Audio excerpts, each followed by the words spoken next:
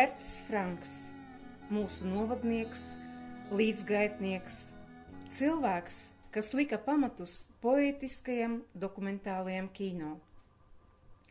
Viņš bija lepns, ka nāk no Ludzas, pilsētas, kura bija dēvēta par Latvijas Jeruzalemi. Arī savā filmā Flashback viņš par to stāsta. Я тут вырос. Городок кроха, короче вздоха.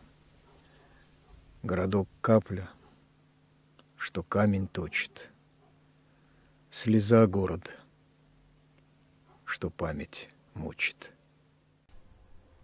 Dzīves laikā viņš bieži viesojās dzimtajā pilsētā un ciemojoties Ludzā, nekad neaizmirsa ienākt bibliotēkā. Šeit kādreiz strādāja viņa klases biedrene. Kopš 20. gadsimta 80. gadu beigām māksliniekam nebija iespējas pabūt bērnības pilsētā. Un tad 2011. gadā pēc vairākiem prombūtnes gadiem, kad mākslinieks atkal bija bibliotēkā un iepazinās ar lielo materiālu klāstu par viņu, Herts Franks bija patīkami pārsteigts, jo bija pārliecināts, ka dzimtajā pilsētā bez bijušajiem draugiem un klases biedriem viņu neviens neatcerās.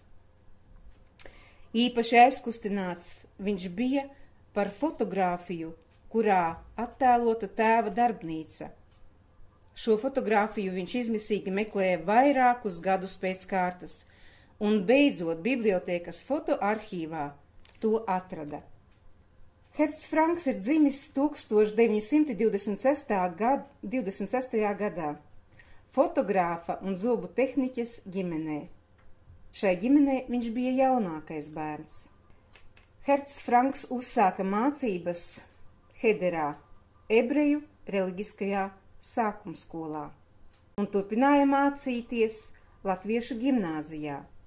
Kā viņš pats atzina, Ludzā tika likti pamati viņa dzīves filozofiskajiem uzskatiem, kuri iespaidoja viņa dokumentālo filmu saturu.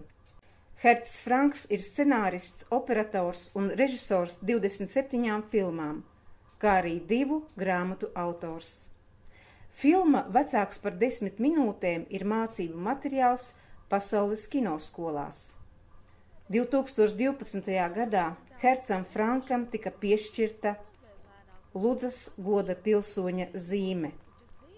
Tā bija simboliska atgriešanās bērnības zemē.